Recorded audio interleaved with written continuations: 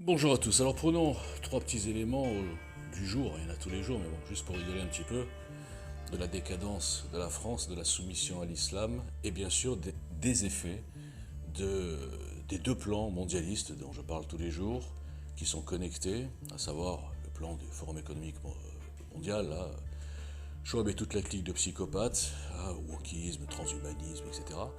Et le plan de l'islamisation, qui sont connectés, mais personne ne le voit. Et dedans, il y a des acteurs, il y a une certaine loge des francs-maçons, il y a des frères musulmans, enfin, il y a de tout. Je les ai tous scannés, mais vous comprenez que moi, je suis rendu invisible.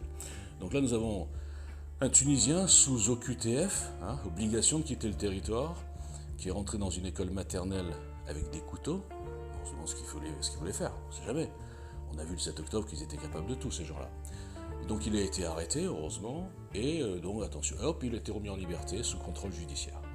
Donc la folie, c'est que c'est un type qui est obligé de quitter le territoire, et même dans des cas extrêmes comme ça, on l'a pas pris tout de suite par le col et on l'a pas jeté en Tunisie là-bas. Non, on l'a libéré, après tout, il pourra refaire ça demain.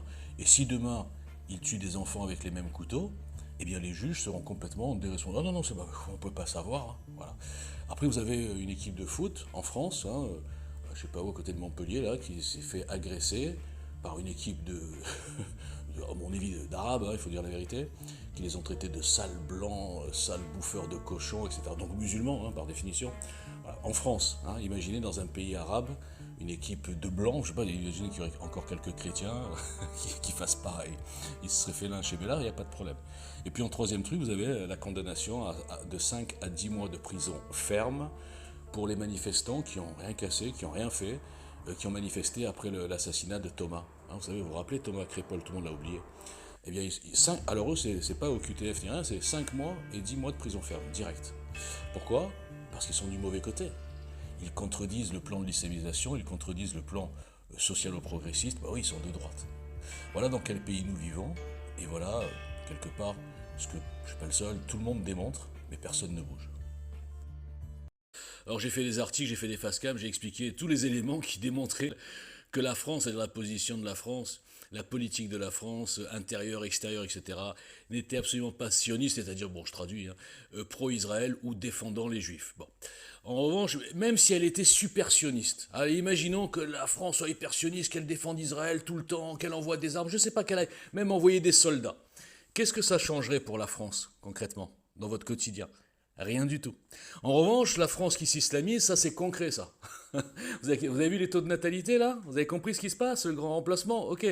Après vous avez un changement dans les mœurs, un changement dans l'éducation nationale, un changement dans la justice. Vous avez vu la justice laxiste quand ça concerne des immigrés, on va dire globalement des musulmans, il faut quand même le dire. La justice laxiste et le gouvernement qui a peur du soulèvement des banlieues, d'accord? Qui est hyper dur avec les Français normaux, et puis bon, enfin, Français normaux, façon de parler, vous m'avez compris. Français de souche, on va dire, que je ne suis pas d'ailleurs. Et en revanche, qui est très, oh là là, culture de l'excuse, etc., dès que ça concerne un musulman, quel qu'il soit, voilà, donc ça c'est des changements concrets. Les changements dans la langue, les changements dans la laïcité. Aujourd'hui, les chrétiens sont traités de fachos, de racistes et tout. Par contre, les musulmans, islamistes, etc., pas de problème, il ne faut pas les vexer, il faut s'adapter, il faut se soumettre. Vous voyez la différence entre une France soi-disant sioniste qui ne changerait rien à votre quotidien et une France islamisée, submergée par l'immigration, ça c'est le plan des mondialistes, numéro 1 et 2, vous ne comprenez toujours pas. La connexion entre les francs-maçons et les frères musulmans, vous ne comprenez pas non plus. Le fait de cibler le sionisme, alors qu'en vérité le sionisme est un nationalisme qui n'a rien à voir avec le mondialisme, vous ne comprenez pas non plus. Donc même si la France était hyper sioniste, ben, je vous garantis que ça ne changerait pas votre vie. Pas du tout.